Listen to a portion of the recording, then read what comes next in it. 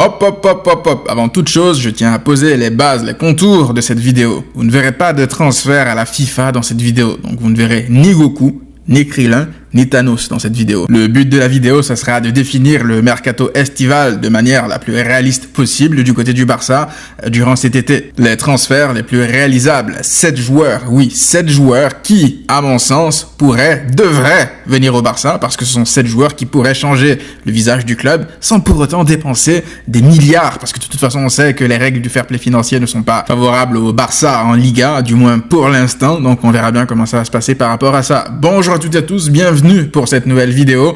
Dans cette vidéo, comme je vous l'ai dit tout à l'heure, on va essayer de se focaliser sur les choses réalisables. Moi, j'estime qu'un mercato réussi n'est pas forcément un mercato où tu dépenses énormément d'argent, où tu dépenses des sommes folles sur des noms. Je pense qu'il faudrait plutôt se focaliser sur les profils. Et encore une fois, lorsqu'on regarde le mercato d'été du Barça la saison dernière, on a la preuve avec Christensen que les bonnes affaires ne sont pas forcément les affaires les plus chères. Aujourd'hui, Christensen, c'est pour moi, avec Lewandowski, la meilleure recrue du mercato estival l'été dernier. Donc un coup à la Christensen pour la saison prochaine n'est pas à exclure. C'est pour ça que durant cette vidéo, je vais plutôt me focaliser sur pas mal de joueurs en fin de contrat, des joueurs qui seront libres ou qui sont déjà libres à l'heure actuelle, des joueurs qui pourront apporter quelque chose en plus à ce Barça parce que ce Barça tend à s'améliorer en vue de la saison prochaine. Et pour ce faire, tu ne peux pas que compter sur les joueurs libres. Il faut évidemment mettre la main à la poche et on va voir quels sont les joueurs pour qui le Barça devra faire des efforts financiers en vue de s'améliorer, notamment en Europe. Maintenant, on va tout de suite commencer par le poste de défenseur central derrière. Et le premier nom de cette liste, c'est bien évidemment Íñigo Martínez, qui selon toute la presse a déjà passé sa visite médicale et aurait même déjà signé son contrat avec le Barça. Il ne resterait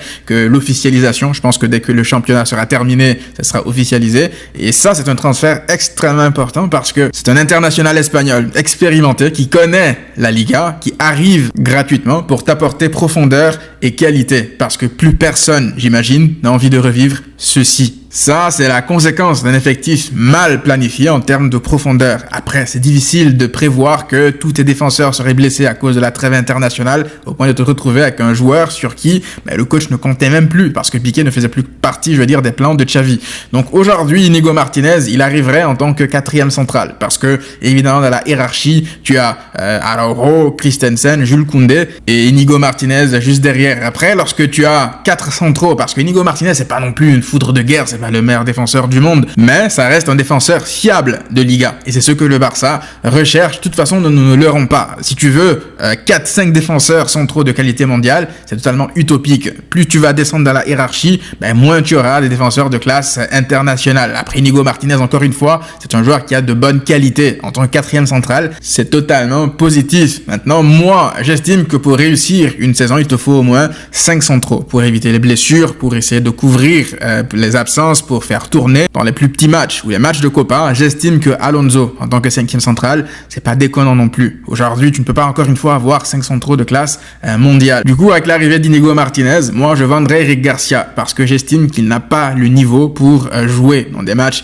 importants au Barça et encore moins en tant que titulaire lorsqu'il joue. Il n'est pas réellement fiable, il fait des erreurs. Donc à la première offre, merci. Au revoir. Du coup, tu te retrouves avec les 5 centraux que je viens de citer et à l'occasion, tu peux même donner des minutes à des gamins de la baie comme Chadi Riyad pour se faire les dents pour les petits matchs de Copa, par exemple. Ça, c'est en ce qui concerne la défense centrale. Maintenant, sur le côté droit, c'est un poste important pour moi à combler durant cet été au Barça parce que tu ne peux pas compter sur Jules Koundé durant toute une saison comme on l'a vu la saison dernière. Certes, il peut rendre de bons services à droite, mais c'est pas son poste de prédilection. On n'a jamais vu assez longtemps, une charnière à Araujo Koundé, par exemple. On a vu Araujo Christensen, on a vu Christensen avec d'autres joueurs, on a vu Christensen avec Koundé, mais on n'a pas assez vu Araujo avec Koundé. Du coup, en vue de la saison prochaine, ça serait bien de l'installer dans l'axe et de faire jouer une concurrence saine avec lui et Christensen parce que j'estime que Araujo est indéboulonnable, qui nous amène à nous pencher sur le deuxième joueur de cette liste qui n'est autre que Joao Cancelo. Encore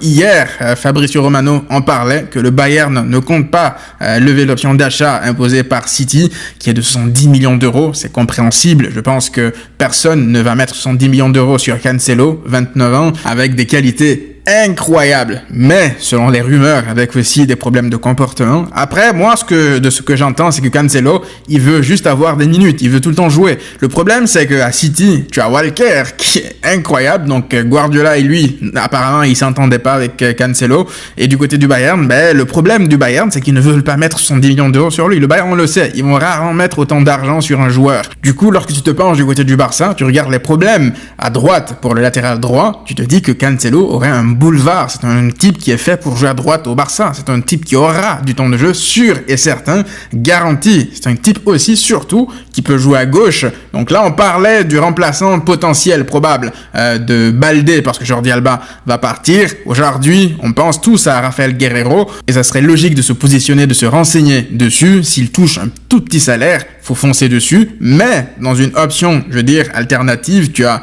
Cancelo à droite qui peut, lui, jouer à gauche pour être le suppléant de Baldé lorsque Baldé doit se reposer ou lorsqu'il est absent. Donc Cancelo, c'est sûr et certain qu'il aura du temps de jeu. Maintenant, par rapport à son prix, vu que City veut vraisemblablement s'en séparer, tu peux envisager un prêt avec une option d'achat moins élevée. Aujourd'hui, tu peux envisager un 50 millions d'euros. Jamais si le prêt est concluant, ça sera une bonne affaire pour toutes les parties. Le Barça aura enfin son latéral droit titulaire, ce qu'il recherche pour remplacer Alves depuis pas mal de temps. Surtout si c'est un prêt avec option d'achat, tu auras toute une saison pour l'évaluer, pour le juger, pour voir si ça fit vraiment. Et naturellement que si ça fit, le Barça n'aura aucun problème à mettre les 50 millions d'euros pour l'été d'après. Ça sera même pas pour cet été, ça sera, puisque c'est un prêt, pour l'été d'après. Donc Pep, sale chauve là, essaye de faire une bonne action pour ton club de cœur pour une fois. Du coup, si on doit récapituler sur la ligne de derrière, tu aurais Cancelo et Koundé pour jouer à droite. Koundé serait un peu, on va dire, son suppléant. Éventuellement Roberto en troisième option, même si je préfère ne pas dire ça trop haut, mais c'est une réalité. Il est dans l'effectif, c'est comme ça, il sera là.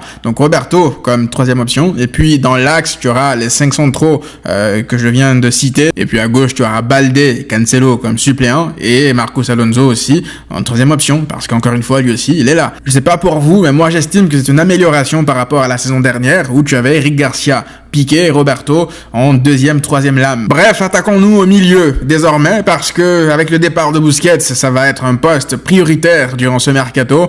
Alors, ça parle beaucoup de Zubimendi, ça parle beaucoup de Kimmich. Alors, je tiens à vous le dire tout de suite, Kimmich, je vais le rayer de la liste tout de suite. Pour moi, ça ne se fera pas. Du moins, cet été, c'est impossible, parce que le Bayern n'est pas vendeur, ça c'est un. Et puis, deux, Kimmich n'est pas comme Lewandowski la saison dernière où il était à 1 an de la fin de son contrat. Kimmich a 2 ans de contrat encore avec le Bayern. Donc si le Bayern disent qu'ils ne veulent pas le vendre, je ne vois pas Kimmich forcé ou quoi que ce soit. Pour Kimmich, on en reparlera l'été prochain s'il ne prolonge pas avec le Bayern. Mais pour l'instant, pour moi, encore une fois, ça reste utopique. C'est un rêve inaccessible pour l'instant. Donc on va rayer Kimmich de la liste et on va se focaliser sur Zubimendi et Amrabat, parce que ce sont les deux favoris pour remplacer Busquets. On va commencer par Zubimendi. Si ça ne tenait qu'à moi, si la décision me revenait aujourd'hui, ce serait Zubimendi qui serait le remplaçant direct de Busquets, parce qu'il a le profil, il a les qualités, etc. Il a tout ce qu'il faut pour jouer dans un milieu en tant que 6 comme ça. Le problème, c'est que Zubimendi, il a un prix. Il coûte 60 millions d'euros. C'est la clause, parce que la Real Sociedad ne veut pas entendre parler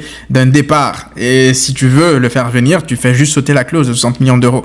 Et je ne sais pas, à titre personnel, si poser 60 millions d'euros sur Zubimendi à l'heure actuelle, c'est quelque chose de sain. Parce que ce qu'il faut savoir aussi, c'est que le joueur est très attaché à son club de cœur. Il veut jouer à la Ligue des Champions avec la Real Sociedad, qui sera en Ligue des Champions la saison prochaine. Donc forcément, lorsque tu vois que le joueur ne montre pas forcément cet engouement-là, cet intérêt vis-à-vis du Barça, après c'est difficile. Le mec, il est en contrat avec son club de cœur, c'est sûr que c'est difficile de le voir dire oui, le Barça ça fait rêver. Je suis d'accord avec tout ça. Le problème, c'est que moi, dans ce contexte, je n'irai pas racler le fond des tiroirs pour essayer de sortir 60 millions d'euros pour signer un joueur qui est attaché à son club formateur. Donc je ne sais pas, vous dites-moi qu'est-ce que vous en pensez, mais si moi je dois choisir, j'irai, et c'est le troisième joueur de cette liste, sur Sofiane Amrabat. Parce que Amrabat, c'est un joueur qui arrive bientôt en fin de contrat avec la Fiorentina, un joueur qui, selon la presse, devrait coûter entre 20 et 30 millions d'euros maximum au Barça. Et surtout, Amrabat, c'est un 6 avec des qualités extraordinaires, alors totalement différentes de Busquets, même de Zubimendi dans le profil. Mais le football, c'est pas qu'une question de profil. Aujourd'hui, je l'avais dit il y a quelques semaines, c'est pas parce que Busquets part qu'il faut s'entêter à trouver le Busquets 2.0, le Busquets bis. Aujourd'hui, si tu veux un Busquets 2.0, tu vas chercher Rodri. Et Rodri est intouchable. Donc,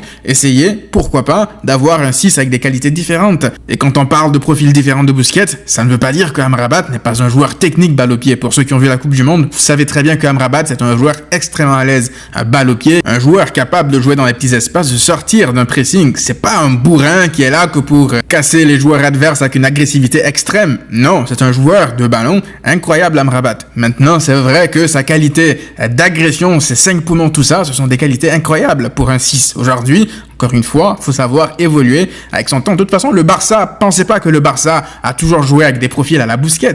Le Barça a eu aussi des Van Bommel derrière. Certes, c'était des profils, différent de Amrabat, mais Van Bommel, lui, pour le coup, c'est un joueur sale, un joueur qui cassait beaucoup le jeu. Bref, on n'est pas dans les comparaisons. Tout ce que je veux dire, c'est que Amrabat, pour moi, une option moins chère qui te permet de te renforcer en plus ailleurs, parce que l'option de Frenkie de Jong en 6, faut l'oublier. Parce que déjà, ceux qui écoutent les coachs, ceux qui qui connaissent le foot comme Guardiola le disait la dernière fois par rapport au poste de 6, le 6 doit rester dans sa zone. Un 6 ne peut pas se permettre de bouger, monter, il doit rester dans sa zone. Il le disait avec Rodri, qu'il n'arrêtait pas d'embêter Rodri pour que Rodri reste dans la zone du 6. C'est exactement ce que des coachs comme ça recherchent. Arteta le disait aussi récemment, Xavi l'a toujours dit, même Ten Hag disait que Frenkie en 6 c'est du gâchis.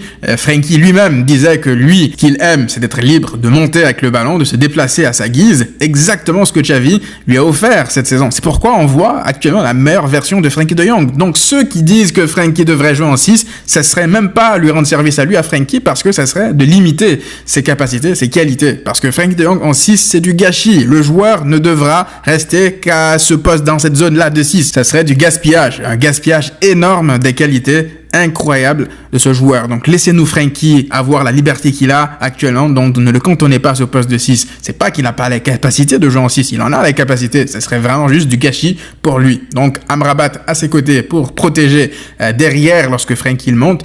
Moi, je signe tous les jours. Ça, c'est par rapport à Amrabat. Maintenant, le 4e joueur que je vois dans cette liste, c'est bien sûr Gundogan, naturellement. Maintenant, Gundogan, ça dit que City lui aurait proposé un nouveau contrat pour l'inciter à rester. Mais selon les informations que nous avons à l'interne au Barça, dans le club, la direction, ils sont sereins par rapport à Gundogan. Aujourd'hui, je pense, à titre personnel, que si le joueur devait prolonger à City, il l'aurait déjà fait. Là, on arrive à la fin de son contrat, il n'a toujours pas prolongé, il ne veut pas se prononcer avant la fin de la saison, quoi que ce soit. On n'est pas dupe. Je veux dire, en règle générale, lorsque les joueurs ils se comportent comme ça, c'est très souvent parce qu'ils n'ont pas l'intention de prolonger. Sinon, ils attendent pas la dernière seconde pour le faire. Après, c'est pas impossible qu'ils prolongent. C'est pas du tout impossible, c'est le football. Mais, à l'heure actuelle, moi, je vois Gundogan accomplir son rêve qui est de jouer au Barça. Il a failli le faire lorsqu'il quittait Dortmund déjà. Là, il doit se dire, c'est la dernière fenêtre pour sa carrière si jamais il doit jouer au Barça. Donc, après, on verra qu'est-ce qui va se passer avec lui. Mais Gundogan, ça devrait même être une priorité dans le mercato de ce Barça, parce que lui, lorsqu'il va arriver au Barça, si jamais il signe au Barça, c'est le type de joueur en termes de maturité qui peut te changer la dynamique complète de ton équipe, que ça soit dans le contrôle des matchs ou dans le dernier tiers du terrain. Mais de toute façon, si jamais ça arrive, on fera une vidéo pour se pencher plus en détail sur lui. Mais Gundogan, à l'heure actuelle, le Barça doit lui offrir tout ce qu'il demande, dans la mesure du possible, bien évidemment, d'autant plus que le joueur arriverait lui aussi gratuitement par rapport du coup à tes options au milieu. Tu aurais Gundogan, tu aurais Amrabat, tu aurais Frenkie de Jong, tu aurais Pedri, Gavi, ainsi que Kessié. Aujourd'hui, je ne vois pas Pablo Torre malheureusement rester au Barça. Je pense que le club va essayer de le prêter parce que ça sera dur de le voir avoir beaucoup de temps de jeu. J'ai pas l'impression que Xavi compte énormément sur lui.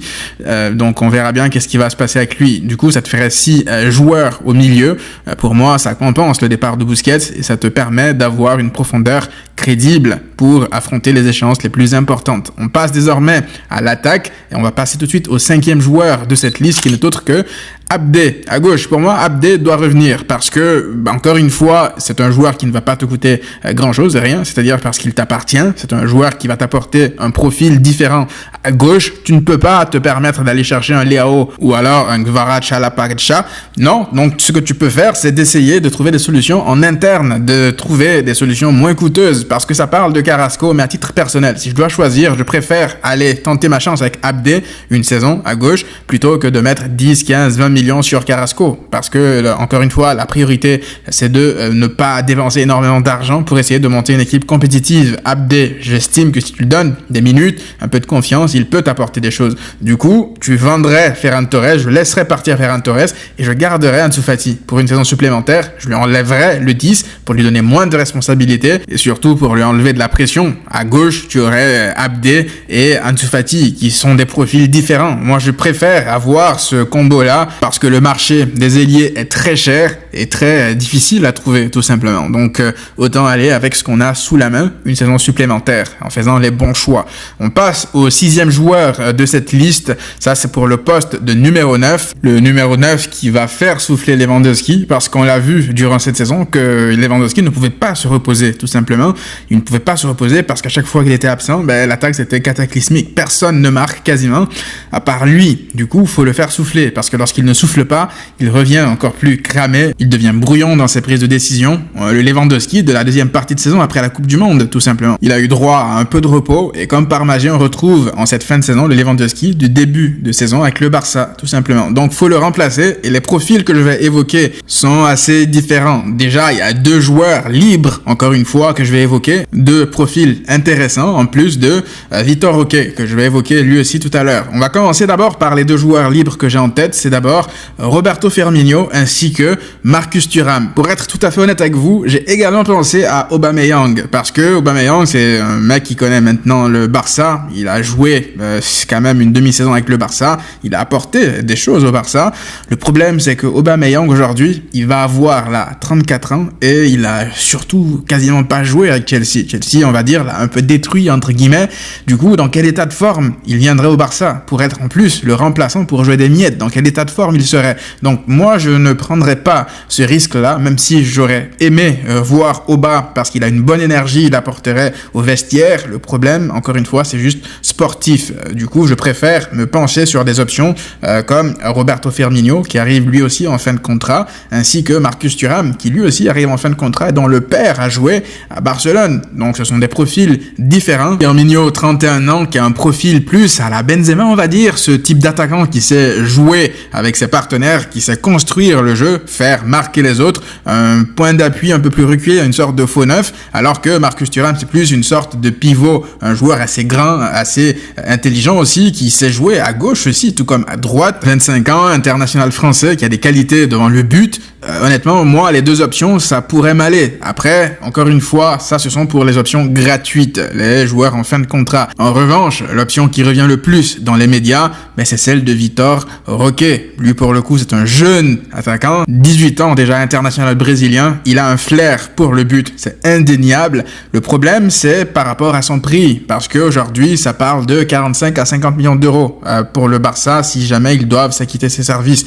Après, ce qui est intéressant par rapport à Vitor Roque, c'est que et le joueur et son club actuel veulent apparemment tout faire pour faciliter l'opération. Ça parle même d'arrangement pour que le Barça paye une partie du transfert plus tard, etc. Si vous me suivez sur Twitter, vous savez que moi, de base, je suis réticent à ce que le Barça pose 50 millions d'euros bruts comme ça sur un joueur qui n'a encore rien prouvé, juste une promesse, parce que ça se peut très bien qu'il arrive et qu'il se plante en Europe. J'estime que 50 millions d'euros, c'est trop de risques pour la situation financière actuelle du Barça. Maintenant, de l'autre côté, tu te dis que le marché des jeunes sud-américains est en train d'exploser. Julian Alvarez du côté de City, personne ne le voyait aussi fort, personne ne le voyait exploser autant.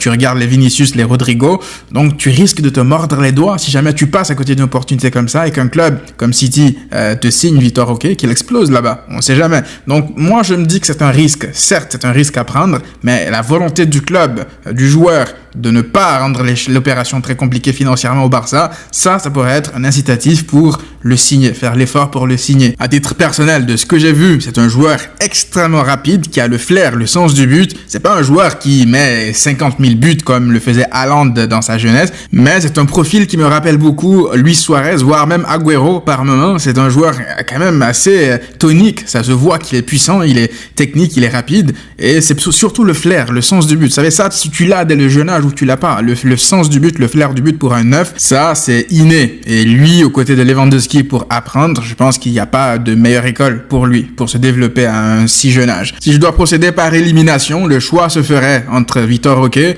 et Roberto Firmino. Pour le coup, ça serait le choix de l'expérience, de la qualité sûre tout de suite versus la jeunesse, l'avenir. Donc moi, j'aurais tendance à choisir l'avenir parce que Lewandowski, on le sait, il va jouer une grande partie des matchs. Son remplaçant, le joueur qui va le faire souffler, n'aura que des miettes. Et je suis persuadé que Vitor Roque serait très content d'avoir ce rôle-là pour son développement personnel. D'autant plus que le 7e joueur de cette liste n'est pas tout jeune. Il s'agit tout simplement de Lionel Messi. Aujourd'hui, Lionel Messi, au-delà du côté sportif qu'il peut toujours t'apporter, faut juste écouter l'interview de Xavi assez récemment lorsqu'il parle des qualités de Messi et en quoi ça pourrait apporter à son équipe. Tu le sens que Xavi a un plan en tête avec Messi. Il sait que Messi a perdu en explosivité, mais il voit en les qualités de Messi, créateur actuel, quelque chose d'inestimable pour son équipe actuellement. Ça pourrait lui apporter des choses. Faut écouter encore une fois l'interview de Xavi, vous verrez de quoi il parle. Donc Messi sportivement, il a de beaux restes, il pourrait apporter des choses au Barça, mais c'est surtout financièrement qu'il va apporter des choses au Barça. En termes de vente de maillots, de sponsors, de marketing en règle générale, ça sera une mine d'or pour le Barça qui aura un manque à gagner par rapport au changement de stade la saison prochaine et la présence de Messi pourrait atténuer les choses financièrement pour le Barça, sans parler du fait qu'il aura enfin un hommage pour son départ qu'il mérite tout simplement. Du coup, lorsque tu récapitules tout ça, avec une enveloppe de même pas 100 millions d'euros, tu peux faire un mercato pareil. Et lorsque je dis une enveloppe de 100 millions d'euros, c'est que je ratisse très large parce que là, on parle de certains joueurs pour qui ça peut être des prêts avec option d'achat obligatoire, certes pour plus tard, mais qui ne seraient pas comptabilisés dans le mercato estival qui arrive là. Donc, il y a des affaires à réaliser et si le fair play financier en Liga te le permet, tu pourrais même rajouter un 8e joueur bonus avec Rafael Guerreiro pour être sûr de ne pas avoir des imprévus durant la saison comme c'était le cas durant cette saison. En termes de départ, tu as déjà eu le départ de Busquets, de Jordi Alba, de Piqué, de Ferran Torres que moi j'inclurais pour ce mercato, ainsi que de Eric Garcia. Ça fait pas mal de sorties déjà. Et à mon avis, avec tout ça, tu as un effectif compétitif et une profondeur de banc intéressante pour attaquer la saison prochaine sur tous les tableaux. Maintenant, après avoir dit tout ça, ceci n'est que ma vision personnelle, mon opinion personnelle par rapport au mercato du Barça. Je ne détiens pas la vérité, c'est pour ça que je veux que vous aussi, vous me donniez vos avis par rapport à tout ça.